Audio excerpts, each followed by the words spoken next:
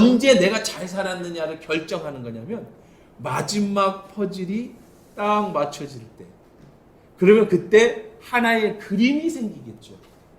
그 하나의 멋진 그림이 딱 완성이 되면 그때 여러분 이렇게 말하는 거예요. 죽기 전에 잘 살았다. 내 인생 참 잘 살았다.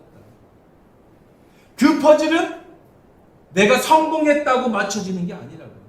내가 10억을 20억을 벌었다고 해서 인생의 그림의 퍼즐이 맞춰지는 게 아니에요. 그 한 부분이 맞춰지는 거죠. 성공하면 행복해지는 게 아니에요. 행복하기 때문에 성공하는 거예요. 내 마음에 쓰레기통이 있대요. 사람들마다 다 자기 마음에 쓰레기통이 있대요. 그러면 이 쓰레기통을 어떻게 해야 돼요? 매일매일 비워야 돼요. 그래야 스트레스를 안 받아요. 그래야 인생이 행복해요. 그래야 잘 살 수 있어요. 문제는 매일 차워놓는 거예요. 안 버리고. 그럼 어떻게 돼요? 이렇게 되는 거예요. 이렇게 살 수는 없어요. 비워야 되는데 어디다 비우느냐면 이게 굉장히 중요한 거예요. 네.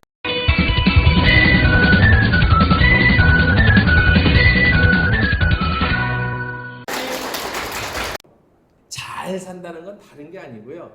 내가 느끼기에 오늘 의미가 있다. 내가 오늘 하루 살아가는데 의미가 있다. 그러면 잘 사는 거예요. 못 사는 건 뭐냐면, 잘 못 사는 건 뭐냐면, 내가 오늘 사는데 살 의미가 없다. 그럼 못 사는 거예요. 돈이 아니에요. 여러분 다 살아보시면 아시죠? 돈이 해결할 수 있는 문제가 아닌 게 너무 많죠. 명예도 아닙니다. 잘 사는 거는요, 내가 지금 잘 살고 있는 것은 내가 오늘 살 의미가 있으면 잘 사는 거예요. 살 의미가 없으면 사람이 어떻게 하기도 해요? 죽기도 하죠. 자살하는 이유는 수만 가지입니다. 그렇죠? 자살을 시도한 사람들을 혹은 자살한 사람한테 물어볼 수는 없으니까. 그래서 물어보면 이유야 수없이 많을 거예요. 뭐 실연을 당했어요. 아니면 병이 들었어요. 아니면 뭐 여러 가지 이유가 있겠지만, 내가 이루어지고 싶은 꿈을 못 이뤘지만 그걸 전부 조합해서 한마디로 말하면 뭐예요? 나는 이 땅에 살 이유가 없다. 더 이상 살아갈 의미가 없다. 그래서 사람이 죽는 거예요. 그러니까 잘 다시 생각하면 이 땅에 살 의미가 있다라는 것은 잘 사는 거예요. 여러분, 노숙자들이나 거지들은 자살을 잘 안 하는 거 아세요? 그들은 잘 안 죽어요.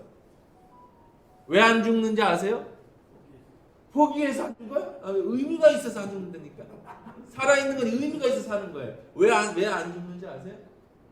그 사람들에게는 삶의 의미가 있어요. 우리 교회에 20년 이상 오시는 천사분이 계세요.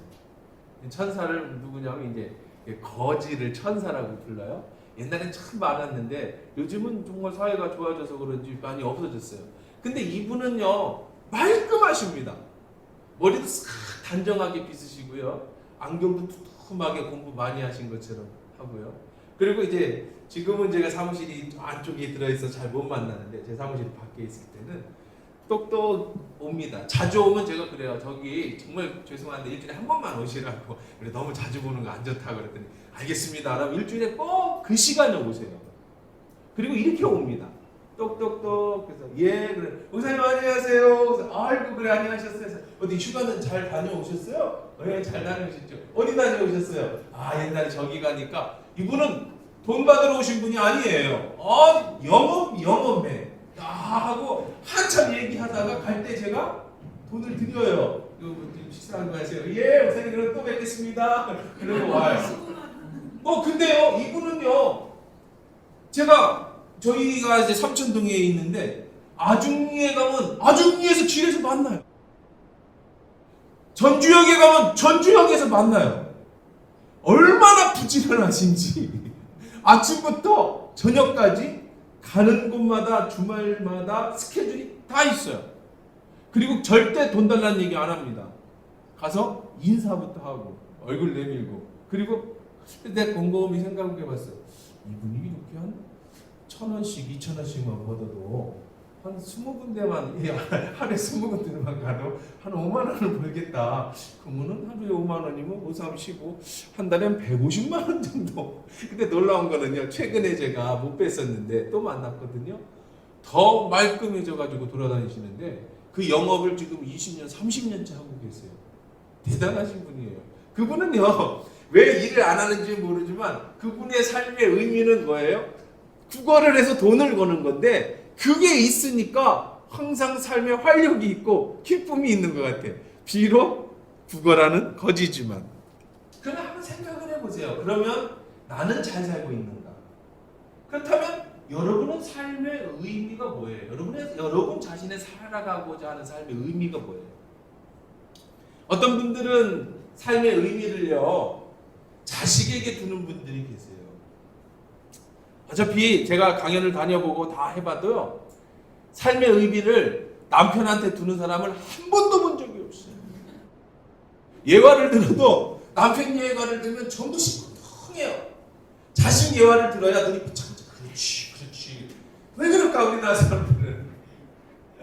삶의 의미를 자식에게 두시는 분들이 계셔요. 이분들은요 이제 삶의 의미를 자식에게 두는 분은 내가 오늘 살아가는 이유가 자녀에게 있어요. 그래서 뭐든지 다 내가 오늘 힘들어도 그렇죠? 여러분 특히 이런 장애 아기들을 이렇게 키우시는 부모님들에게 있어서는 아마 그런 생각을 해봤어요. 아마 이 아이들이 정말 그들의 의미일 수 있겠다. 그럴 수도 있어요.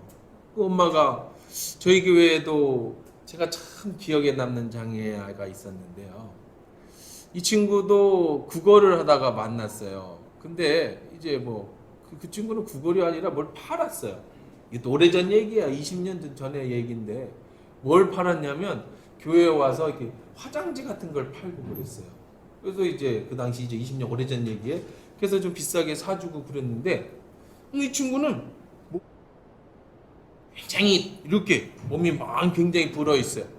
왜냐하면 어떤 그 뭔지 모르겠지만 이게 당뇨도 있고 또 좀 지능이 좀 많이 좀 떨어지는 그 친구였는데 그래서 그 친구를 이렇게 보듬어 주고 야 교회 나와라. 그래서 이제 주일학교 데리고 와가지고 매주일 나와서 간식도 주고 그러면 걔는 막 남의 애들 거 막 다 뺏어서 자기 주머니에 넣어갖고 가지고 일당 초콜릿 사탕을 먹어가지고 이렇게 몸이 굉장히 그 엄마가 있더라고요. 나중에 그 엄마도 저희 교회를 나왔는데 근데 엄마가 그런 얘기를 하더라고요. 참 마음에 아마 대부분의 그런 장애를 두신 엄마들이 그런 얘기. 목사님 저의 소원은요 우리 애보다 하루만 더 사는 겁니다. 그러시더라고요. 그래서 왜 그랬더니 얘를 내가 케어를 해야 되니까. 그래서 모든 장애 부모님이 그러실 거다라는 생각이 들었어요.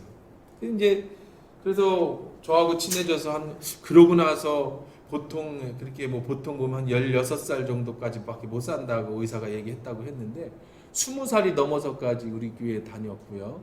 그래서 이제 교육도 시켜주고 그래서 이제 그 친구가 마지막에 죽었어요.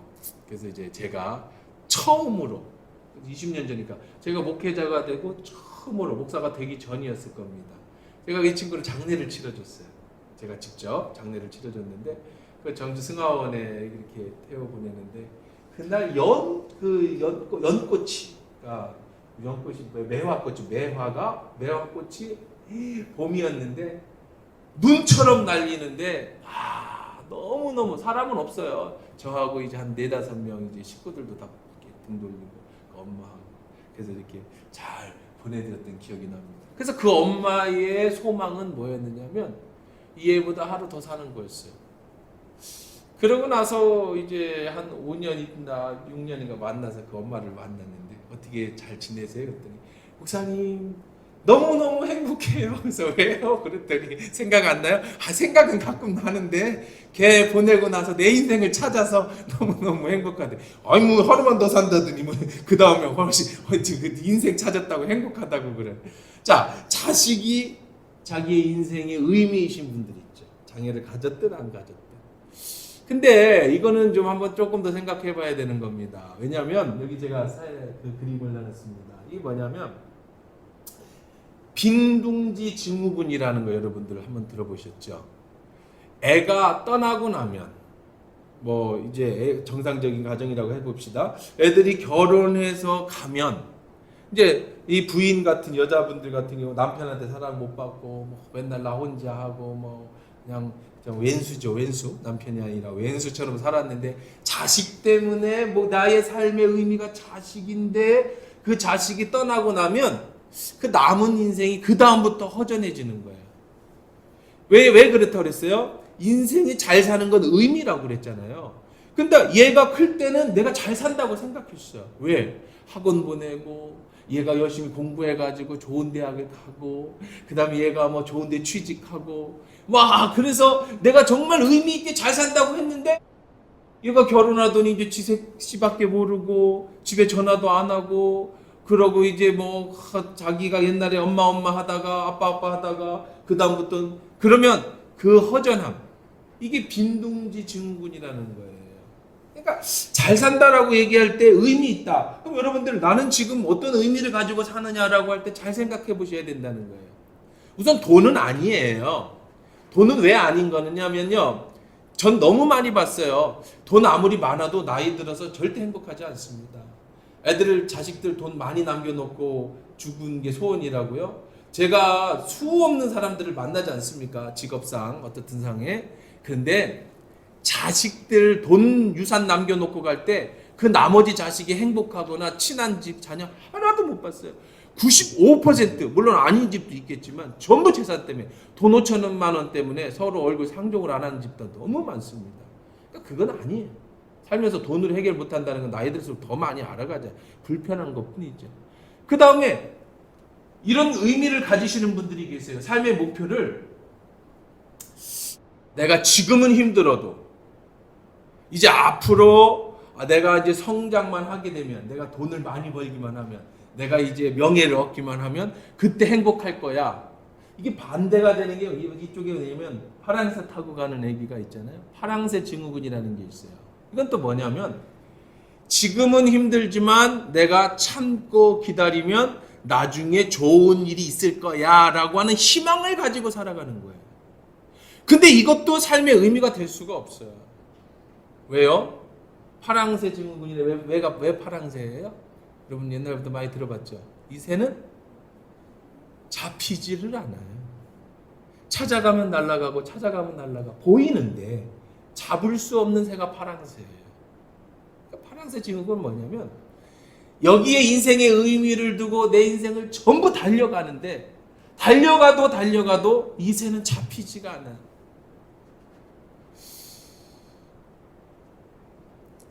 아이들 키우기만 하면 돈만 벌면 내가 돈 벌면 여보 내가 힘들지? 조금만 참아. 내가 은퇴하고 돈 많이 벌면 우리 함께 해외여행 가자.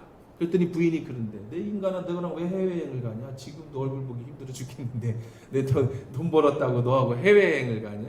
꿈도 깨라. 속으로 그러겠지. 뭐 대놓고는 안 하겠지. 그러니까 내가 돈만 많이 벌어서 나중에 이제 은퇴하면 우리 여행 다녀. 부인하고 둘이 행복하지가 않은데 평상시에 관계가 안 좋은데 야 나 가면 친구들이랑 가지 너랑 안 간다.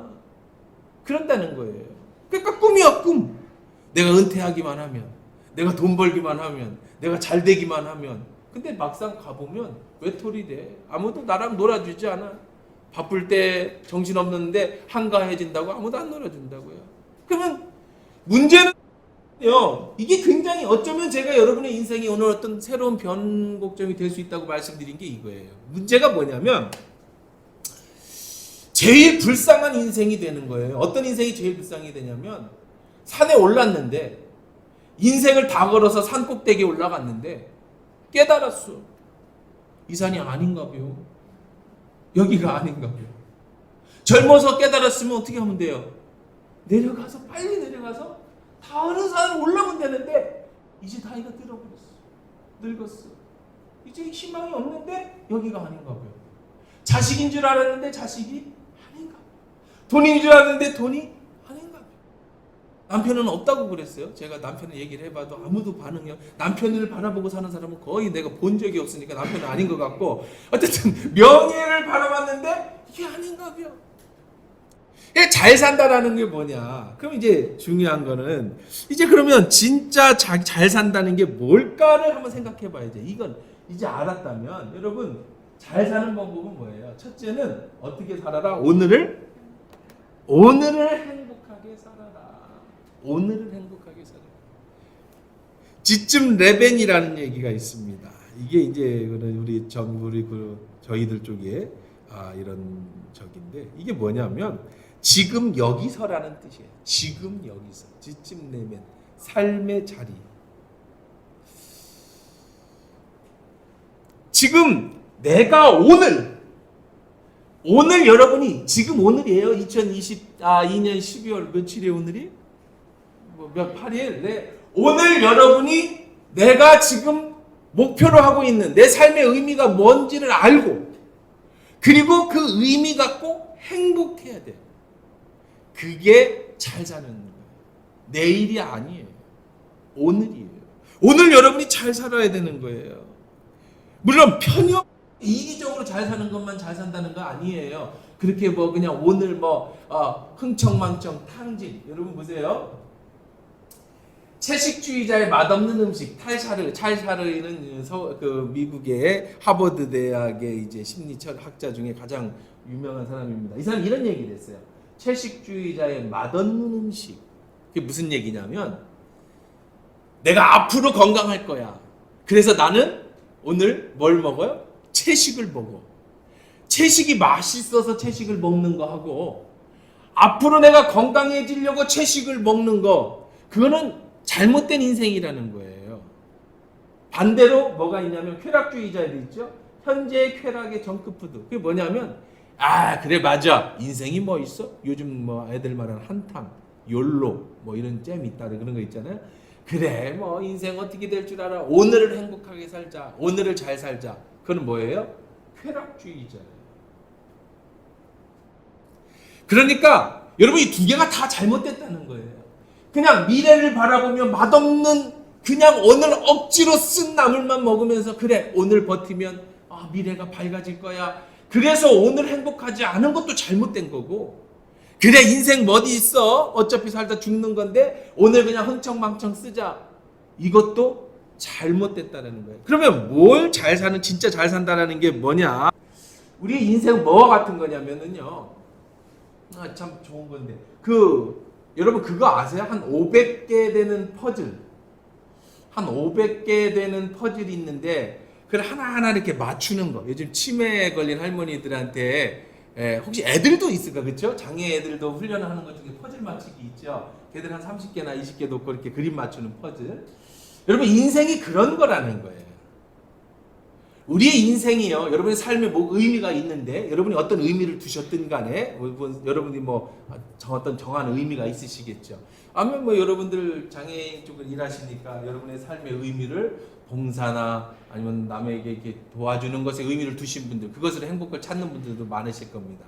어쨌든 간에 어떤 그림이 있어요. 만약에 이런 그림이 있다면 이런 그림이 내 인생에 신이 여러분 태어날 때 5,000개든 10,000개든 인생만큼 퍼즐을 이만큼 주신 거예요.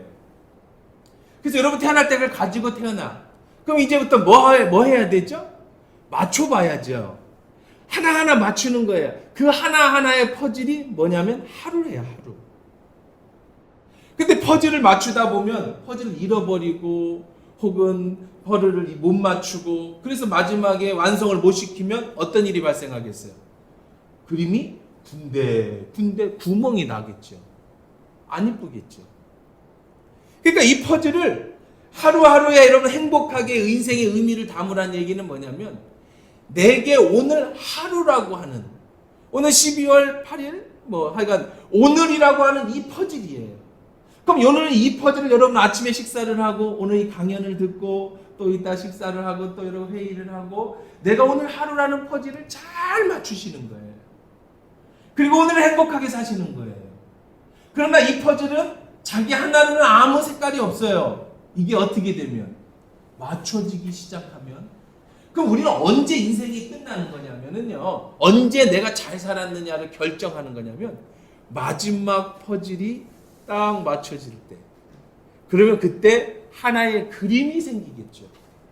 그 하나의 멋진 그림이 딱 완성이 되면 그때 여러분 이렇게 말하는 거예요. 죽기 전에 잘 살았다.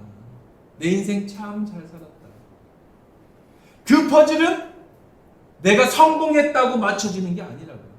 내가 10억을 20억을 벌었다고 해서 인생의 그림의 퍼즐이 맞춰지는 게 아니에요. 그 한 부분이 맞춰지는 거죠.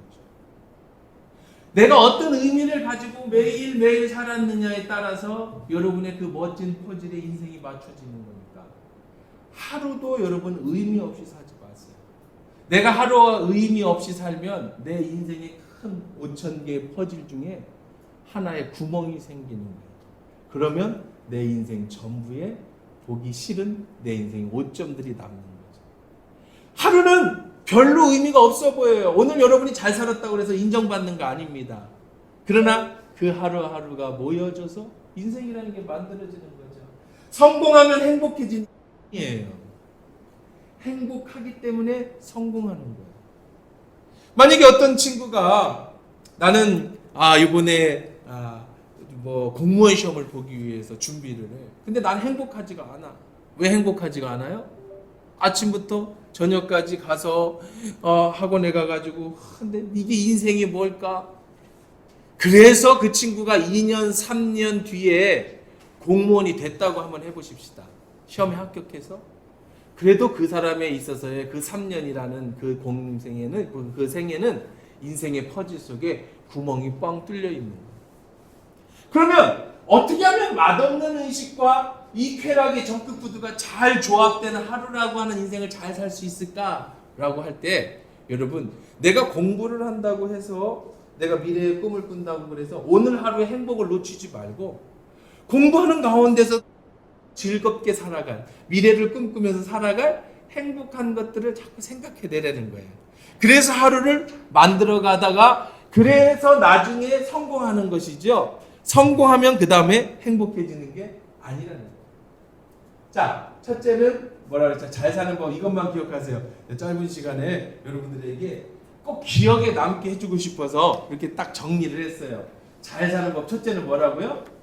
오늘을 오늘을 여러분 오늘이라는 퍼즐을 잘 맞추세요. 오늘은 아주 정말 잘 맞추고 계시는 거예요. 이런 얘기를 들으니까 삶은 의미에 있다. 잘 사는 건 내가 어떤 의미를 두고 살아가는 거에 있다라는 말씀을 드렸습니다. 두 번째 실질적인 얘기를 해드릴게요. 이것도 굉장히 중요한 얘기입니다. 두 번째 잘 사는 법은 뭐냐면 뭐예요? 둘째는 매일 쓰레기통을 비워라. 여러분 이제 쓰레기차, 쓰레기통이 있어요. 우리 마음에는요. 우리 마음은 어디 있어요? 마음 어디 있어요, 여러분의 마음? 여기 있죠, 여기. 네. 우리 동양인들은 마음이 어디 있냐 그러면 여기 있다. 내 마음을 넣는 하트. 심장이 마음이라고 생각해. 이게 아주 동양적인 사고예요. 여러분은 마음이 심장이라는 거에 의심해 본 적이 없잖아요. 내 마음을 너에게 줘. 심장 하트를 주는 거잖아요. 근데 서양인들은요. 심장에 마음이 있다고 생각하지 않아요. 그 사람들은요, 굉장히 좀 과학적인 사고를 가진 사람들이죠. 그들의 마음이 어디 있다고 생각할까요? 뇌에 있다고 생각해요. 뇌 어느 부분에 우리의 마음이 있다고 생각해요. 어쨌든 엑스레이 찍어서는 마음이라는 게 안 나와요. 근데 우리의 인생에 있어서 제일 중요한 건 마음이라고 그러죠. 마음. 근데 이 쓰레기 일화가 뭐냐면 여러분 하루하루 살면서 내 마음에 쓰레기통이 있대요. 사람들마다 다 자기 마음에 쓰레기통이 있대요. 그러면 이 쓰레기통을 어떻게 해야 돼요? 매일매일 비워야 돼. 그래야 스트레스를 안 받아. 그래야 인생이 행복해. 그래야 잘 살 수 있어요. 문제는 매일 차워놓는 거예요. 안 버리고. 그럼 어떻게 돼요? 이렇게 되는 거예요. 이렇게 살 수는 없어요. 이렇게 살 수 없으면 어떻게 하느냐? 사람은요, 이 찬 쓰레기통은 반드시 비우게 돼 있어요. 이렇게 살 수는 없으니까. 계속 쌓이는데 흐를 거 아닙니까? 비워야 되는데 어디다 비우느냐면 이게 굉장히 중요한 거예요. 내 쓰레기를 받아줄 만한 사람한테 비워요. 근데 내 쓰레기를 받아줄 만한 사람이 누구냐면 나를 사랑해주고 나를 이해해주는 사람이에요. 그게 부모 혹은 자녀. 내 쓰레기를, 이 쓰레기는 어디서 오느냐? 외부에서 오고 내 자신에서 오는 쓰레기를 누구에게 쏟아버리냐면 사랑하는 부모님에게 쏟아버리고, 사랑하는 남편에게 쏟아버리고, 나를 사랑해주고 나를 이해해줄 아내에게 쏟아버리고, 그리고 자식에게 쏟아버리고. 근데 부모님이 내 쓰레기를 다 받아줄 만큼 큰 쓰레기차를 가지고 계시면 괜찮아요. 언제든지 부모님 앞에 가서 막 다 얘기하고 막 앙칼 부리고 막 울고 그래도 엄마가 다 받아줄 수 있으면 좋은데, 부모가 못 받아주면 어떻게 되는 거예요? 야, 너만 있어? 너만 있어? 나도 있어 쓰레기! 그래서 버리면 상처가 되는 거예요. 왜 자녀가 부모에게 상처를 그렇게 많이 받느냐면요, 우리 심리학적이나 이렇게 볼 때 아이들의 성격 형성에 지배한 영향을 미치는 게 부모예요. 왜냐하면 어려서 부모가 그 아이들의 상처와 쓰레기를 받아주지 못하면서 그 부모로부터 오는 상처를 받는 거예요. 그래서 이제 이 아이가 성격 형성에 문제가 생기죠. 그럼 왜 그걸 고민을 해보세요. 왜 우리는 나를 가장 사랑하는 사람하고 싸울까? 나를 가장 사랑하는 부모님하고 싸우고, 나를 사랑하는 남편하고 싸우고, 둘이 결혼할 때는 죽어도 우리 헤어지지 말자라고 해놓고 살면서는 싸우잖아요. 헤어지고 찢어지고. 왜 그래? 각자의 쓰레기를 해결하지 못해서 그래. 잘 사는 법은요, 이 쓰레기를 비우는 거예요. 그럼 이제 어떻게 비울까가 제일 중요한 거죠. 그렇죠? 우선은 여러분 저기에다 비우면 안 돼요. 사랑하는 사람한테 비우면 안 돼요. 이것만 가지고 계셔도요, 이 의식만 가지고 계셔도 여러분 인생에 정말 많은 변화가 일어날 겁니다. 이렇게 생각하세요. 자녀가 엄마한테 막 승질내고 화내고 막 그러면 얘 지금 쓰레기차가 탔구나, 나한테 비우려고 하고 있구나, 이렇게 생각하시는 거예요. 그러면 여러분 너그럽게 받아줄 수 있잖아요. 나한테 그러는 게 아니야. 다른 사람한테 받은 걸 나한테 비우는 거지. 이것만, 우리 마음에 쓰레기통이 있구나, 이거는 비워야 하는구나, 사랑하는 사람한테 비우지 말자만 알고 계셔도 여러분 굉장히 여러분의 앞으로 좋은 여러분의 사랑하는 사람과의 관계를 맺고 살아갈 때 도움이 될 겁니다. 근데 그것만 가지고 안 되죠. 구체적으로 비우는 법을 배워야죠. 자, 우리 쓰레기통에 누가 쓰레기를 버리느냐를 봐야 돼요. 버리는가? 자, 남의 쓰레기를 내 통에 담지 말아라. 밖에 쓰레기는 집 안으로 가지고 들어오지 마라. 이게 무슨 얘기냐면, 자, 첫째, 누가 나한테 쓰레기를 버리냐면요, 전혀 모르는 사람이 나한테 쓰레기를 버릴 때가 있어요. 예를 들어 봅시다. 이제 운전을 하고 가고 있어요. 그런데 누가 싹 끼어들었어요. 이 사람은 내가 아는 사람이에요, 모르는 사람이에요? 모르는 사람이죠. 내가 잘못할 수도 있고 저 사람이 잘못할 수 있는데 창문을 열어요. 자, 지금 저 사람이 나한테 뭐 하고 있는 거예요? 쓰레기를 버리고 있는 거예요. 근데 여러분이 인식해야 됩니다. 지금 저 사람의 쓰레기를 나한테 버리고 있구나. 저 사람의 스트레스를 지금 나한테 풀고 있구나. 그러면 이제 여러분들이 반응을 해야 되는데, 야, 아까 한 거 있죠? 너만 있어? 나도 쓰레기 많아. 이제 안 되고, 이제 그러면 뭐가 되는 거야? 서로 쓰레기 갖다가 음식물 쓰레기 얼굴에다가 던져. 거기다 승질 급하면 뒤에서 몽둥이 들고 내리면 사진 찍혀갖고 이제 경찰서 가고, 이제 별것도 아닌 데가 술집 가서 술 한잔 먹고 옆 테이블하고 가서 시끄럽다고 막 멱살 잡고 싸우고 유리창 깨고 막. 왜 그래? 전혀 모르는 사람이 나한테 쓰레기를 던져요. 여기에 반응을 하면 안 돼. 여러분, 그러면 이걸 어떻게 해야 되는가? 자, 여러분 어떻게 남의 모르는 쓰레기는요, 제일 좋은 방법이 뭐냐면, 여러분 저 사람이 나에게 모르는 사람이에요. 1차적으로 길 가다가 어떤 시비가 붙었어요. 아까 얘기한 것처럼 운전하다가 했어요. 아니면 여러분들 여러 이제 학부모님들을 만날 수도 있겠죠. 그렇죠? 그런 사람들이든지 어떤 이유 모르는 사람들이 오면 제일 좋은 방법은 뭐냐면 쓰레기통에 담지 않는 거예요. 그걸 아시면 돼요. 내 쓰레기통 뚜껑을 닫으면 돼요. 어떻게 하면 닫으면 되냐면, 저 사람이 지금 나한테 쓰레기를 던지고 있구나라는 걸 인식하면, 여러분이 그걸 인식하면 닫을 수 있어요. 무시하시면 돼요. 다시는 안 볼 사람이에요. 저 사람 쓰레기 나한테 던진 거야. 저 사람 잘못한 거야. 나는 아무 상관이 없어. 그냥 무시해버리세요. 이렇게 하시면 됩니다. 막 욕을 해요? 그러면 아유 선생님 죄송합니다. 그래 죄송합니다. 그냥 가세요. 그러면서 속으로 이렇게 생각했어요. 에이, 저런 사람이랑 사는 부인은 얼마나 힘들까? 저 집 애는 참 저 아버지 만나서 참 힘들겠다. 나는 그냥 웃고 넘어가면 되지만 저거 사는 사람 아이고 저렇게 저런 성격 갖고 앞으로 인생 어떻게 살려는가.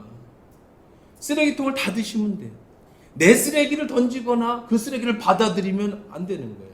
그러니까 여러분 잘 사는 법 중에 하나는 쓰레기통에 쓰레기, 나 모르는 사람이 던진 쓰레기를 절대 넣지 마라. 자, 두 번째는 뭐냐면 어떤 문제가 있느냐면 그거는 괜찮아. 근데 내가 아는 사람이 나한테 쓰레기를 던질 때가 있어요. 그렇죠? 다시는 안 볼 사람은 무시하면 되는데 무시하지 못할 사람이 나에게 쓰레기를 던질 수가 있어요. 예를 든다면 여러분 직장 뭐 상사가 계신지 모르겠지만 그 직장 상사, 꼰대 같은 직장 상사가 나만 보면 그냥 막 맨날 뭐 딴 애한테는 괜찮다고 나한테만 막 뭐라고 한단 말이에요. 그럼 이런 쓰레기는 어떻게 해야 되는가? 이것도 참 우리 살면서, 여러분 살면서 그 문제가 되죠. 모르는 사람이 던진 쓰레기야 뭐 그냥 무시하면 된다지만 내가 계속 보는 사람, 직장에서 여러분들 혹은 여러분들의 주변에 있는 사람들 중에, 자 이런 쓰레기를 어떻게 처리하는가? 첫째는요,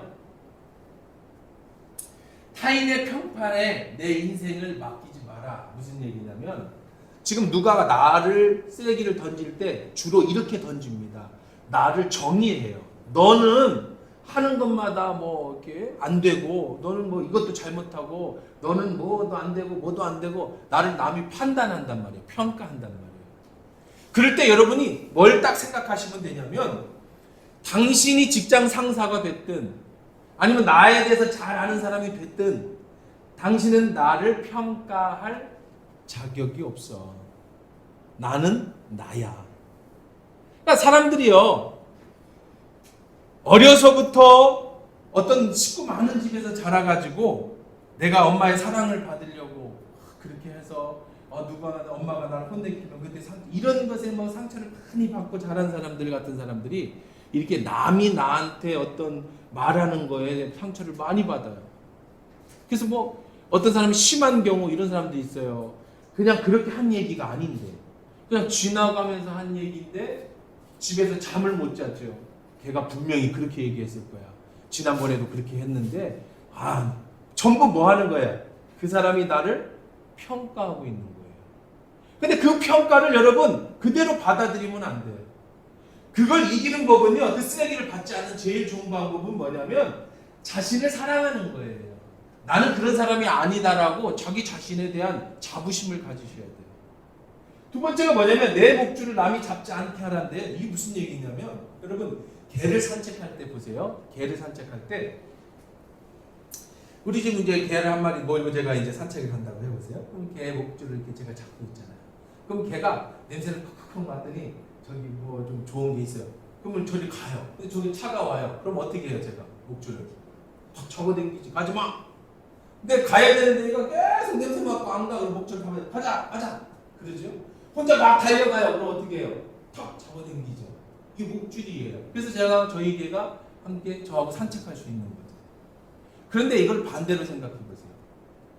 여러분 많은 사람, 다른 사람에게 쓰레기를 상처를 받는 분들의 특징이 뭐냐면, 다른 사람 때문에 정말 그런 마음의 쓰레기를 많이 담아두시는 분의 특징이 뭐냐면 자기 존중감이 떨어져서 남이 흔들리는 거에 굉장히 민감하신 분이에요. 이건 무슨 얘기냐면, 누군가가 여러분의 직장 상사가 됐든 여러분을 스트레스를 주는, 인간관계에서 스트레스를 주는 어떤 사람이 여러분 목에다가 목줄을 메고 여러분을 끌고 다닙니다.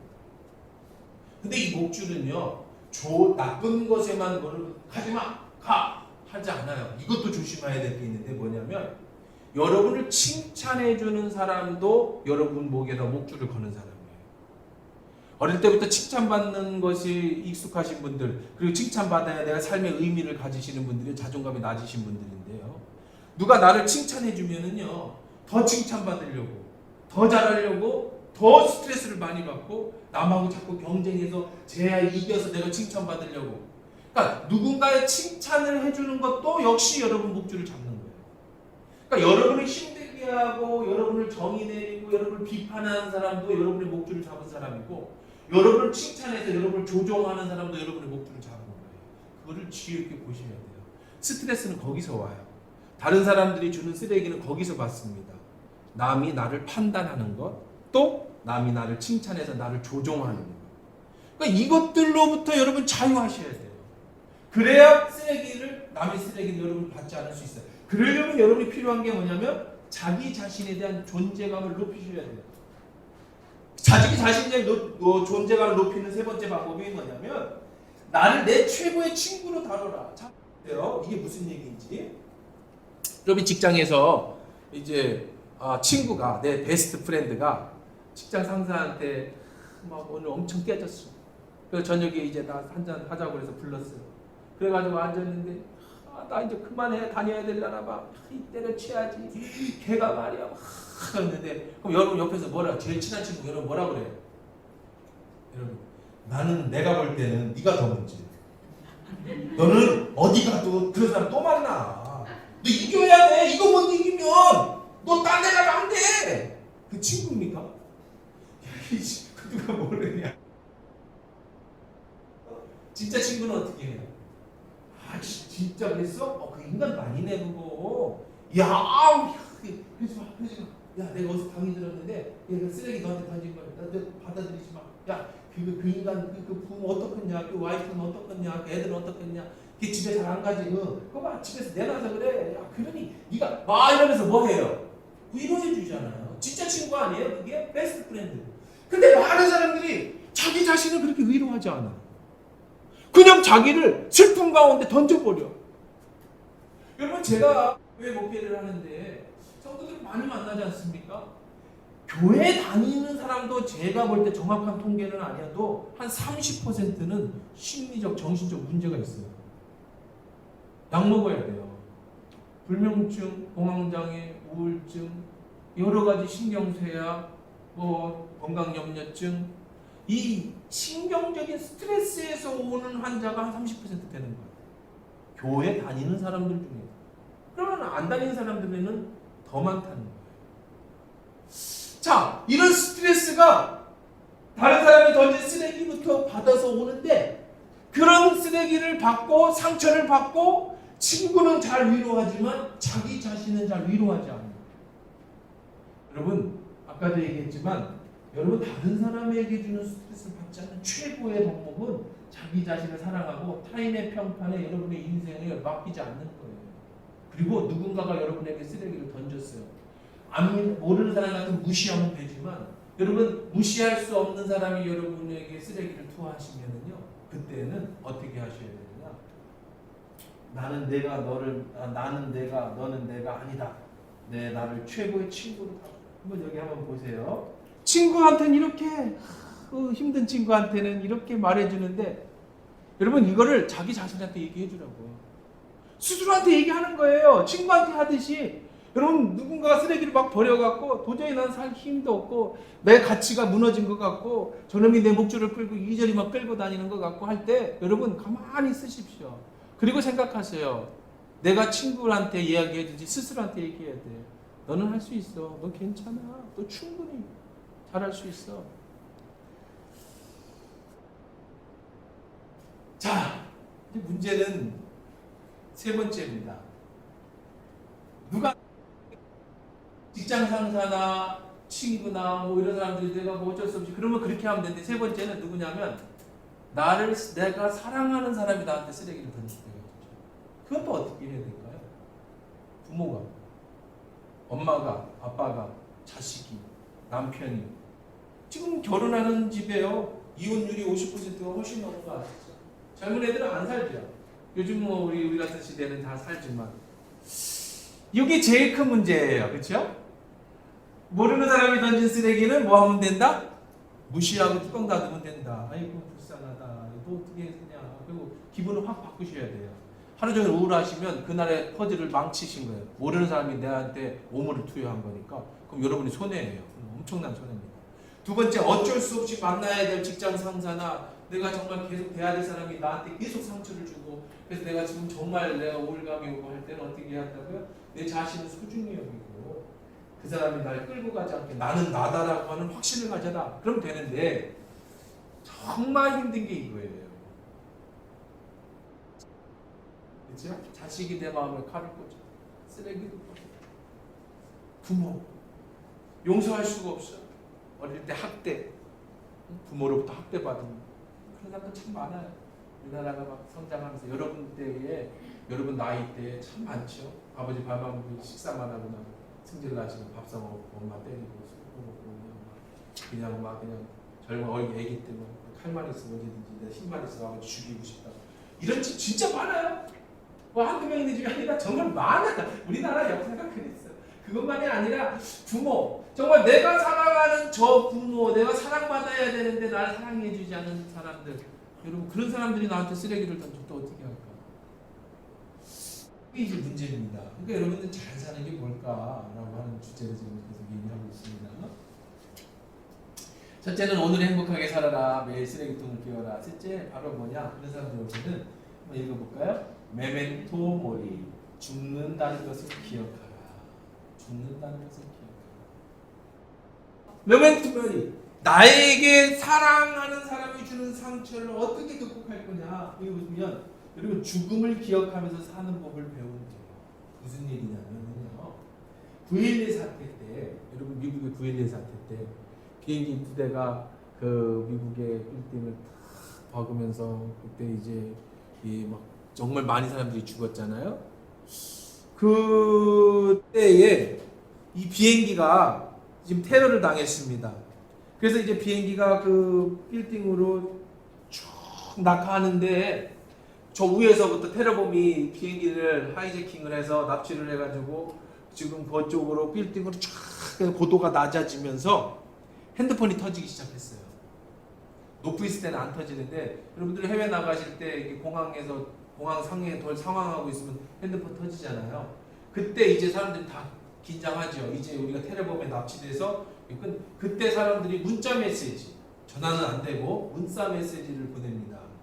그것이 이제 미국의 학회, 심리학회에서 다 조사해가지고 나왔는데, 여러분 부모에게 자식에게 사랑하는 사람들이겠죠.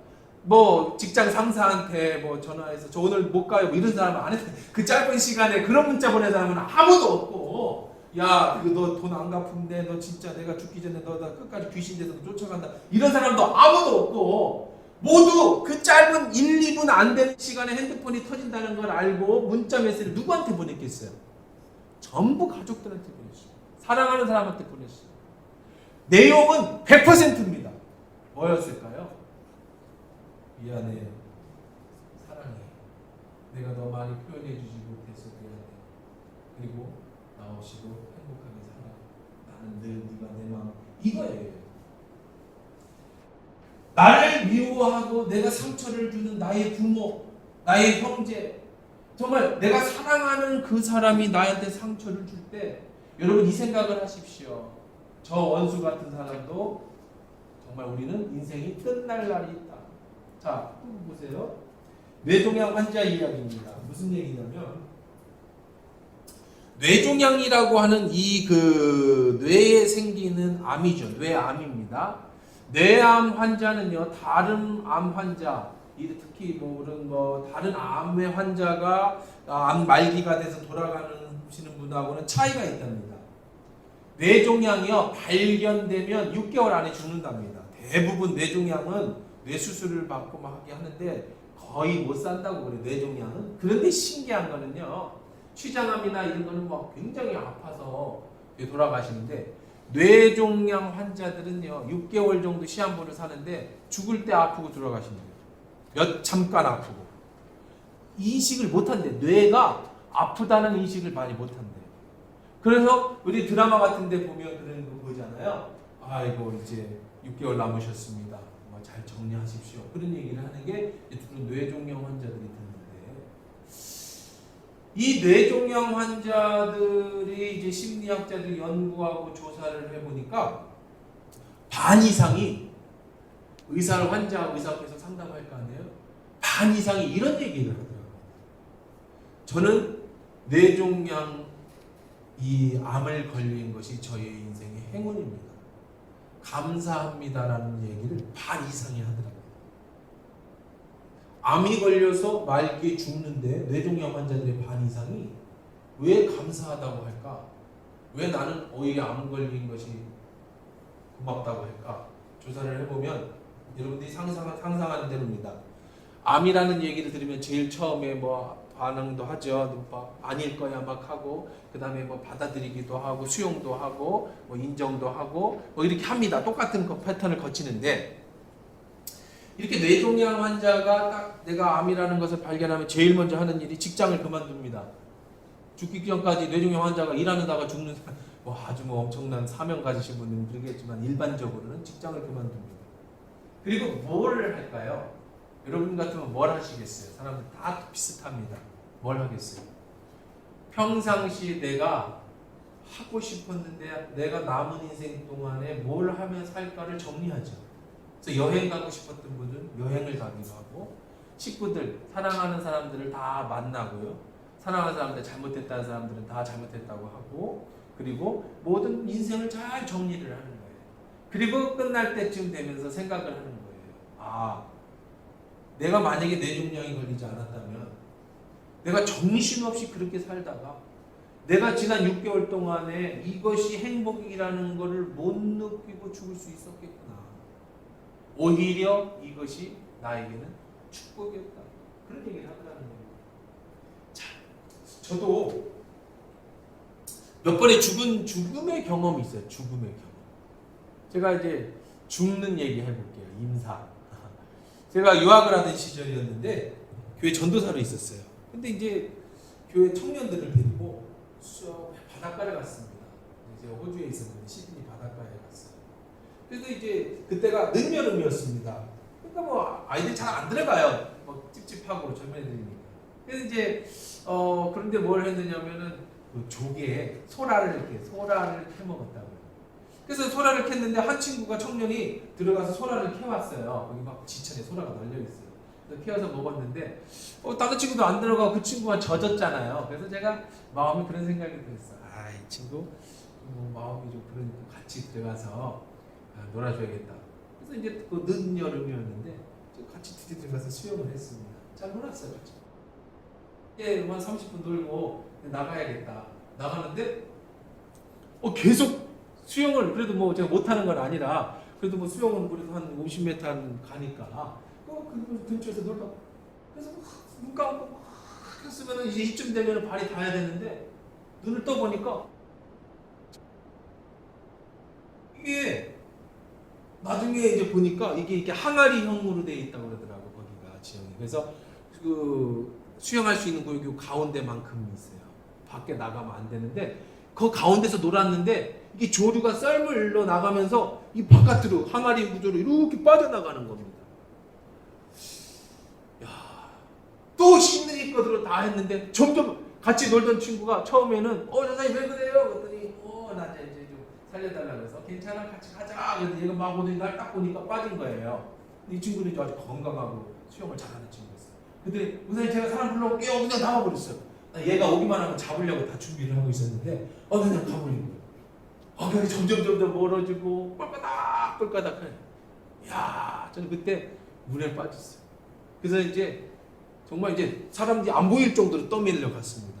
살려고 아둥바둥 치는데, 야, 근데요, 제가 그런 경험을 해봤는데 딱 사람이 죽을 때 되니까요 필름이 돌더라고요. 진짜 저 어렸을 때부터 지금까지 쫙 돌아요, 필름이. 그리고요, 어디에 딱 멈추냐면 제 아내가 혼자 울면서 공항으로 가는 장면에서 딱 멈추는 거예요.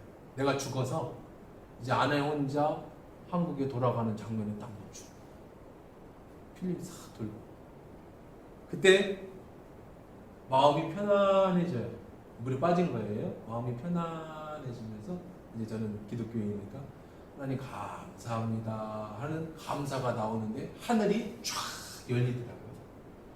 찬란한 빛이 그 뭐 같은 거냐면 옛날 영화 여러분 그 영화 무슨 영화죠?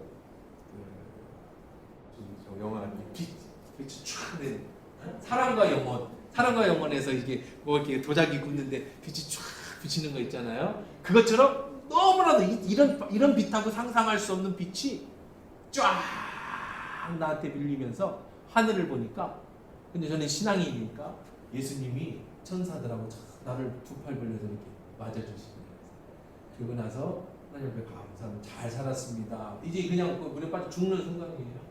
그러고 이제 내가 이렇게 몸으로 이렇게 떠 올라가는데 나는 진짜 하늘로 이렇게 쭉 올라가더라고 몸이. 근데 쭉 올라가는데 보니까 하늘로 올라가는 게 아니라 그 해양구조대 있잖아요. 여기 마지막에 해외여행 보면은 여기 뭐 노란 모자 쓰고 이렇게 해양구조대가 퇴근하려고 오늘이 마지막 날이래. 여름 끝날이라. 그래서 퇴근하려고 차가 떠나는데 우리 청년들이 막 사람 빠졌다고 이제 얘가 가서 사람 빠졌어 조상이 빠졌으니까 뭐 사람 빠졌으니까 차가 출발했는데 돌려서 그게 몇 초도 아니죠. 돌려서 차가 오는 사이에 나중에 얘기 들은 거예요. 한 애가 보트를 들고 뛰어내려서 막 헤엄쳐가지고 수영쳐가지고 나한테 와서 걔가 내 머리를 잡고 쑥 들어올린 거야. 근데 나는 하늘나라로 쑥 올라가 이렇게 가는구나 하는데 가니까 한참 있으니까 모터보트가 확 와 이제 고무보트가. 그래서 공짜로 돈 내고 타야 되는데 공짜로 저쪽에 돈 내고 타는 모터보트 거기 딱 태워가지고 이제 정신을 잃고 바깥에 내놓고 머리가 너무 아프더라고. 몇 시간 동안 머리가 아파가지고 산소가 뇌에 안 들어가서 그렇게 깨어난 적이 있습니다. 그때 제가 제 삶의 인생이 달라졌어요. 한 번 죽고 나서. 그러고 나서 또 한 번 제가 죽는 경험이 있었는데 한 10몇 년 전입니다. 제가 굉장히 밝은 성격인데 내 성격하고 상관없이 공황이 오더라고요. 어떤 사건이 있었어요. 그러면서 한 4, 5년간을 제가 우울증하고 이 공황, 목사면서도 이거에 빠져가지고 매일 죽음을 생각했어요. 매일 죽음. 어떻게 죽을까? 어떻게 죽어야 피해 없이 다른 사람에게 피해 없이 내가 죽을 수 있을까? 아기가 막 이제 막 엄마 아빠도 못하던 시절에 해서 속으로 그렇게 했어요. 우리 애가 이제 벌써 대학생이 됐는데 얘가 아빠라는 걸 아빠 부를 정도만 되면 내가 살았으면 좋겠다.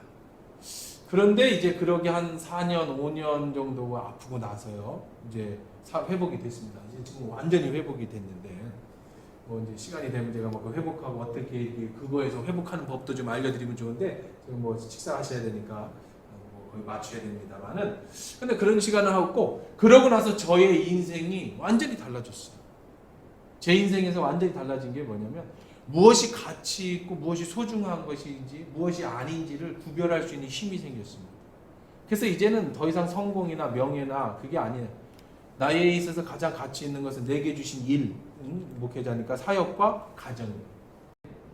여러분 사랑하는 가족들 마지막 죽음이 있다는 걸 기억하라. 이게 여러분 가족들로부터 받은 상처와 이 모든 것들에서 있는 해결할 수 있는 메멘토 모리, 죽음을 기억하라. 우리 인생 짧습니다. 자식, 자녀 마지막에 보면 화해가 아닌 용서하세요. 시간이 없어서 그냥 끝낼게요. 화해가 아닌 용서하세요. 뭐냐면 여러분 부모나 여러분의 상처를 가지고 화해하라는 얘기 아니에요. 화해가 아니라 그냥 자신을 위해서 용서해 주라는 거예요. 왜냐? 우리 죽을 때 마지막에 내 옆에서 남는 거는 아무리 그래도 잘 그 가족밖에 없어요. 그러니까 가족이 주는 상처는 어쩔 수 없습니다. 그건 여러분이 다 삭히시고요. 용서로다가 해결하시고 그것만이 여러분 가족이 사랑하는 사람이 주는 여러분에게 주는 쓰레기를 해결하는 마지막 방법이었습니다. 긴 시간 동안 여러분 말씀 이렇게 나눌 수 있게 해주셔서 참 감사하고요. 우리가 마무리합니다. 3가지를 기억하시라고 그랬잖아요. 첫째는 하루하루를 여러분 행복하게 사십시오. 오늘이 여러분에게 주어진 행복의 의미 있는 하루에 여러분들 퍼즐이라는 거. 그 다음에 2번째는 뭐라 그랬어요? 쓰레기를 내 속에 집어넣지 말게 해라. 3가지 쓰레기를 치우는 법을 말씀드렸어요. 절대로 사랑하는 사람에게 쏟아붓지 마세요. 그게 제일 악한 일입니다. 마지막으로 늘 죽음을 기억하십시오. 오늘이 내가 오늘의 마지막 날이다. 사랑하는 가족들에게 할 수 있는 나의 선물. 그래서 늘 죽음을 기억하고 사신다면 여러분들 정말 행복하게 잘 사는 것, 그렇게 잘 살 줄 믿습니다. 감사합니다.